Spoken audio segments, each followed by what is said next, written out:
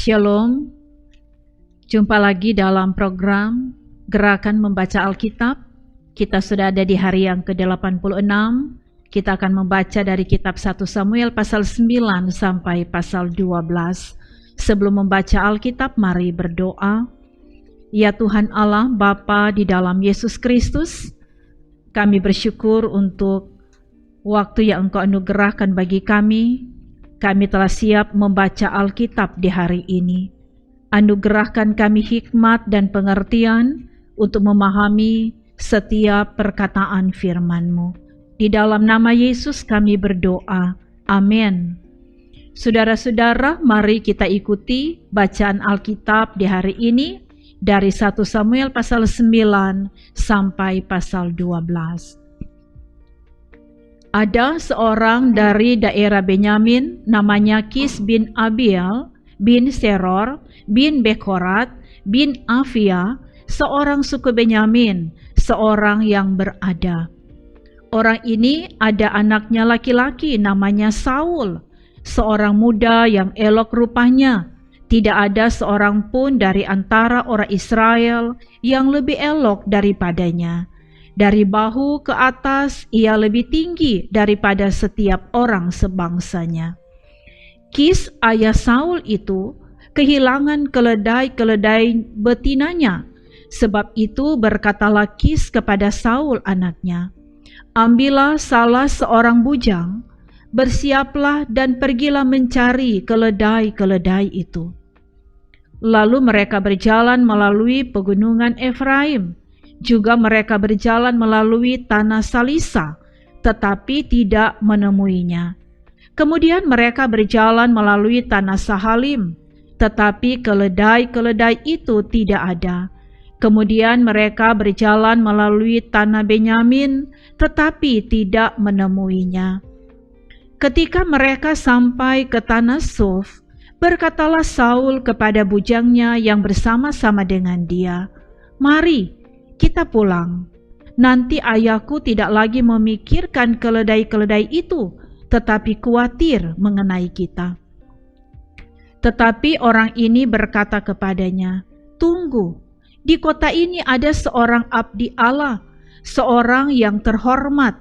Segala yang dikatakannya pasti terjadi. Marilah kita pergi ke sana sekarang juga. Mungkin ia dapat memberitahukan kepada kita tentang perjalanan yang kita tempuh ini."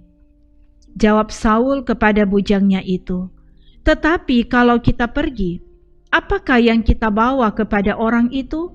Sebab roti di kantong kita telah habis, dan tidak ada pemberian untuk dibawa kepada abdi Allah itu. Apakah yang ada pada kita?" Jawab bujang itu pula kepada Saul, "Masih ada padaku 1/4 shikal perak. Itu dapat aku berikan kepada abdi Allah itu. Maka ia akan memberitahukan kepada kita tentang perjalanan kita." Dahulu di antara orang Israel, apabila seseorang pergi menanyakan petunjuk Allah, ia berkata begini, "Mari kita pergi kepada pelihat."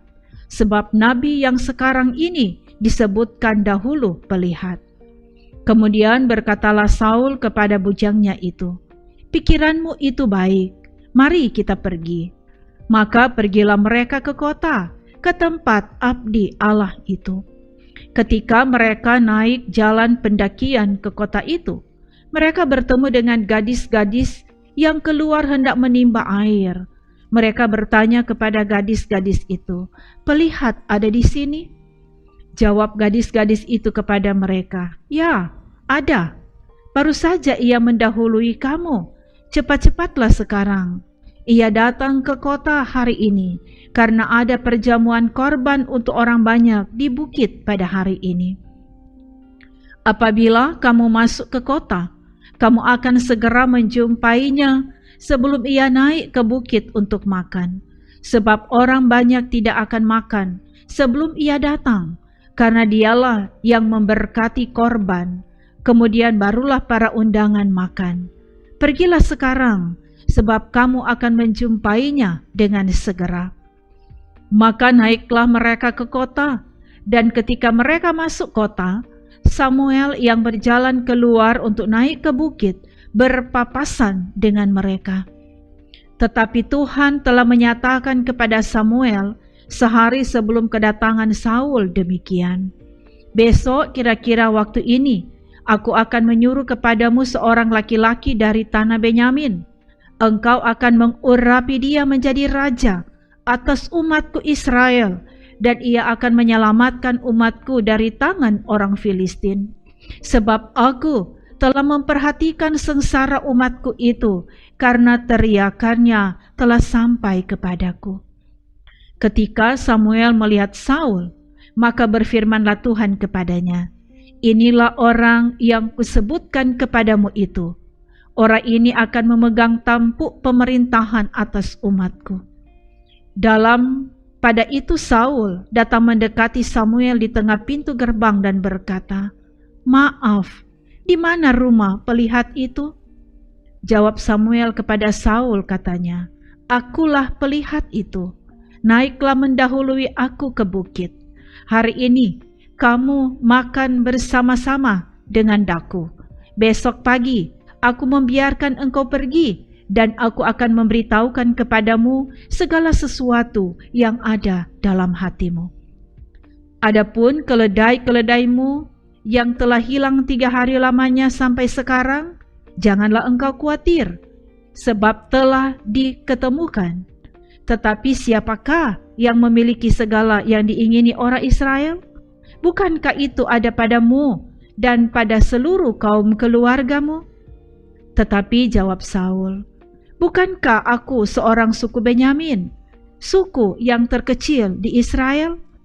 Dan bukankah kaumku yang paling hina dari segala kaum suku Benyamin? Mengapa Bapa berkata demikian kepadaku?" Sesudah itu Samuel mengajak Saul dan bujangnya, dibawanya ke pendopo, dan diberikannya kepada mereka tempat utama di depan para undangan, yang banyaknya kira-kira 30 orang.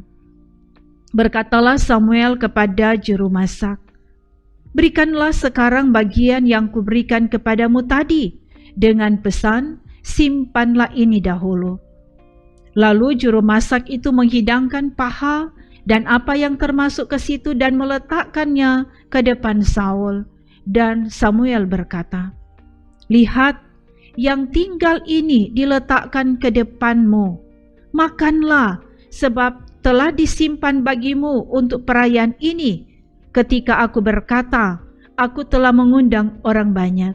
Demikianlah pada hari itu Saul makan bersama-sama dengan Samuel. Sesudah itu turunlah mereka dari bukit ke kota, dan Samuel bercakap-cakap dengan Saul di atas sotok. Mereka bangun pagi-pagi, dan ketika fajar menyingsin, Samuel memanggil Saul yang ada di atas sotok itu, katanya, "Bangunlah, aku akan mengantarkan engkau." Lalu Saul bangun, dan mereka keduanya pergi keluar, yakni ia dan Samuel. Ketika mereka turun sampai ke ujung kota, berkatalah Samuel kepada Saul, "Katakanlah kepada bujang itu, supaya ia pergi mendahului kita. Tetapi berhentilah engkau sebentar, maka aku akan memberitahukan kepadamu firman Allah." Lalu Samuel mengambil buli-buli berisi minyak, dituangnyalah ke atas kepala Saul, diciumnyalah dia sambil berkata, "Bukankah Tuhan telah mengurapi engkau menjadi raja atas umatnya Israel? Engkau akan memegang tampuk pemerintahan atas umat Tuhan, dan engkau akan menyelamatkannya dari tangan musuh-musuh di sekitarnya. Inilah tandanya bagimu, bahwa Tuhan telah mengurapi engkau menjadi raja atas miliknya sendiri. Apabila engkau pada hari ini pergi meninggalkan aku, maka engkau akan bertemu dengan 2 orang laki-laki di dekat kubur Rahel, di daerah Benyamin, di Selsa. Mereka akan berkata kepadamu, keledai-keledai yang engkau cari itu telah ketemukan, dan ayahmu tidak memikirkan keledai-keledai itu lagi, tetapi ia khawatir mengenai kamu. Katanya, apakah yang akan kuperbuat untuk anakku itu? Dari sana engkau akan berjalan terus lagi dan sampai ke pohon tarbantin Tabor. Maka di sana engkau akan ditemui oleh 3 orang laki-laki yang naik menghadap Allah di Betel. Seorang membawa 3 ekor anak kambing, seorang membawa 3 ketul roti, dan yang lain lagi sebuyung anggur. Mereka akan memberi salam kepadamu dan memberikan kepadamu 2 ketul roti yang akan kau terima dari mereka. Sesudah itu engkau akan sampai ke Gibea Allah, tempat kedudukan pasukan orang Filistin. Dan apabila engkau masuk kota, engkau akan berjumpa di sana dengan serombongan nabi yang turun dari bukit pengorbanan dengan gambus, rebana, suling, dan kecapi di depan mereka. Mereka sendiri akan kepenuhan seperti nabi. Maka Roh Tuhan akan berkuasa atasmu. Engkau akan kepenuhan bersama-sama dengan mereka dan berubah menjadi manusia lain. Apabila tanda-tanda ini terjadi kepadamu, lakukanlah apa saja yang didapat oleh tanganmu, sebab Allah menyertai engkau. Engkau harus pergi ke Gilgal mendahului aku, dan camkanlah, aku akan datang kepadamu untuk mempersembahkan korban bakaran dan korban keselamatan. Engkau harus menunggu 7 hari lamanya, sampai aku datang kepadamu dan memberitahukan kepadamu apa yang harus kau lakukan. Sedang ia berpaling untuk pergi meninggalkan Samuel, maka Allah mengubah hatinya menjadi lain. Dan segala tanda-tanda yang tersebut itu terjadi pada hari itu juga. Ketika mereka sampai di Gibea dari sana, maka bertemulah ia dengan serombongan nabi. Roh Allah berkuasa atasnya, dan Saul turut kepenuhan seperti nabi di tengah-tengah mereka. Dan semua orang yang mengenalnya dari dahulu melihat dengan heran bahwa ia bernubuat bersama-sama dengan nabi-nabi itu. Lalu berkatalah orang banyak yang satu kepada yang lain, apakah gerangan yang terjadi dengan anak Kis itu? Apa Saul juga termasuk golongan nabi? Lalu seorang dari tempat itu menjawab, siapakah bapa mereka? Itulah sebabnya menjadi peribahasa, apa Saul juga termasuk golongan nabi? Setelah habis ia kepenuhan seperti nabi, pulanglah ia. Dan paman Saul berkata kepadanya dan bujangnya, dari mana kamu? Jawabnya, mencari keledai-keledai itu. Tetapi ketika tidak terlihat, maka kami pergi kepada Samuel. Kemudian paman Saul itu berkata, coba ceritakan kepadaku apa yang dikatakan Samuel kepada kamu. Kata Saul kepada pamannya itu, terus saja diberitahukannya kepada kami bahwa keledai-keledai itu telah diketemukan. Tetapi perihal menjadi raja yang telah dikatakan Samuel kepadanya, tidak diceritakan kepadanya. Kemudian Samuel mengerahkan bangsa itu ke hadapan Tuhan di Mizpa. Dan ia berkata kepada orang Israel itu, beginilah firman Tuhan Allah Israel, aku telah menuntun orang Israel keluar dari Mesir, dan telah melepaskan kamu dari tangan orang Mesir, dan dari tangan segala kerajaan yang menindas kamu. Tetapi sekarang, kamu menolak Allahmu yang menyelamatkan kamu dari segala malapetaka dan kesusahanmu, dengan berkata, tidak, angkatlah seorang raja atas kami. Maka sebab itu, berdirilah kamu di hadapan Tuhan, menurut sukumu dan menurut kaummu. Lalu Samuel menyuruh segala suku Israel tampil ke muka, maka didapati suku Benyamin. Sesudah itu disuruhnyalah suku Benyamin tampil ke muka menurut kaum keluarganya. Maka didapati kaum keluarga Matri. Akhirnya disuruhnyalah kaum keluarga Matri tampil ke muka seorang demi seorang. Maka didapati Saul bin Kis. Tetapi ketika ia dicari, ia tidak diketemukan. Sebab itu ditanyakan pulalah kepada Tuhan, apa orang itu juga datang kemari? Tuhan menjawab, sesungguhnya ia bersembunyi di antara barang-barang. Berlarilah orang ke sana dan mengambilnya dari sana. Dan ketika ia berdiri di tengah-tengah orang-orang sebangsanya, ternyata ia dari bahu ke atas lebih tinggi daripada setiap orang sebangsanya. Dan Samuel berkata kepada seluruh bangsa itu, kamu lihatkah orang yang dipilih Tuhan itu? Sebab tidak ada seorang pun yang sama seperti dia di antara seluruh bangsa itu. Lalu bersoraklah seluruh bangsa itu demikian, hidup raja.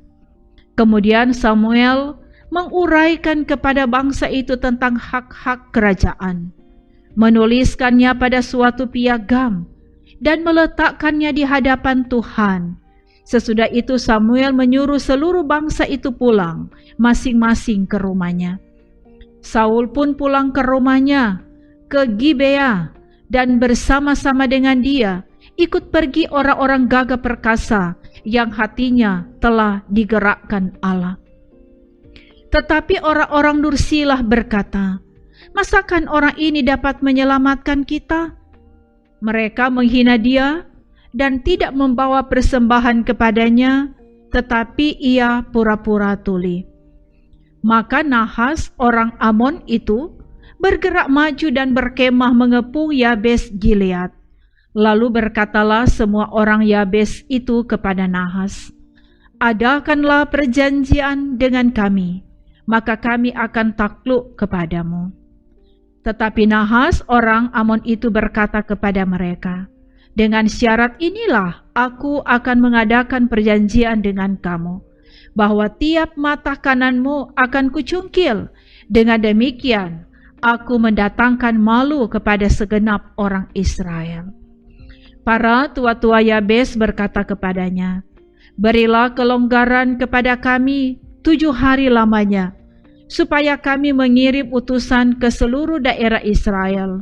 Dan jika tidak ada seorang pun yang menyelamatkan kami, maka kami akan keluar menyerahkan diri kepadamu. Ketika para utusan itu sampai di Gibea Saul dan menyampaikan hal itu kepada bangsa itu, menangislah bangsa itu dengan suara nyaring. Saul baru saja datang dari padang dengan berjalan di belakang lembunya, dan ia bertanya, ada apa dengan orang-orang itu sehingga mereka menangis? Mereka menceritakan kepadanya kabar orang-orang Yabes itu. Ketika Saul mendengar kabar itu, maka berkuasalah roh Allah atas dia, dan menyala-nyala amarahnya dengan sangat. Diambilnyalah sepasang lembu, dipotong-potongnya, lalu potongan-potongan itu dikirimkannya ke seluruh daerah Israel dengan perantaraan utusan. Pesannya, siapa yang tidak maju mengikuti Saul dan mengikuti Samuel, lembu-lembunya akan diperlakukan juga demikian. Lalu Tuhan mendatangkan ketakutan kepada bangsa itu, sehingga majulah mereka serentak. Ketika Saul memeriksa barisan mereka di Besek, maka ada 300.000 orang Israel dan 30.000 orang Yehuda. Kepada para utusan yang datang itu dikatakan, beginilah kamu katakan kepada orang-orang Yabes Gilead, besok pada waktu panas teriknya matahari akan datang bagimu penyelamatan. Ketika para utusan kembali dan memberitahukan hal itu kepada orang-orang Yabes, bersukacitalah mereka. Lalu orang-orang Yabes itu berkata kepada Nahas, besok kami akan keluar, menyerahkan diri kepadamu. Maka bolehlah kamu lakukan terhadap kami apapun yang kamu pandang baik.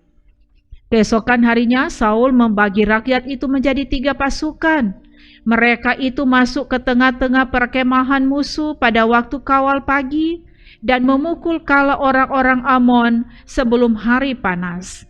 Dan terserak-seraklah orang-orang yang lolos itu, sehingga di antara mereka tidak ada tinggal 2 orang bersama-sama. Lalu berkatalah bangsa itu kepada Samuel, "Siapakah yang telah berkata, 'Masakan Saul menjadi raja atas kita?' Serahkanlah orang-orang itu supaya kami membunuhnya." Tetapi kata Saul, "Pada hari ini seorang pun tidak boleh dibunuh, sebab pada hari ini Tuhan telah mewujudkan keselamatan kepada Israel." Dan Samuel berkata kepada bangsa itu, "Marilah kita pergi ke Gilgal dan membaharui jabatan raja di sana." Lalu pergilah seluruh bangsa itu ke Gilgal dan menjadikan Saul raja di sana di hadapan Tuhan di Gilgal, dan mereka mempersembahkan di sana korban keselamatan di hadapan Tuhan, dan bersukarialah di sana Saul dan semua orang Israel dengan sangat. Berkatalah Samuel kepada seluruh orang Israel, "Telah kudengarkan segala permintaanmu yang kamu sampaikan kepadaku, dan seorang raja telah kuangkat atasmu. Maka sekarang raja itulah yang menjadi pemimpinmu, tetapi aku ini telah menjadi tua dan beruban. Dan bukankah anak-anakku laki-laki ada di antara kamu? Akulah yang menjadi pemimpinmu dari sejak mudaku sampai hari ini. Di sini aku berdiri.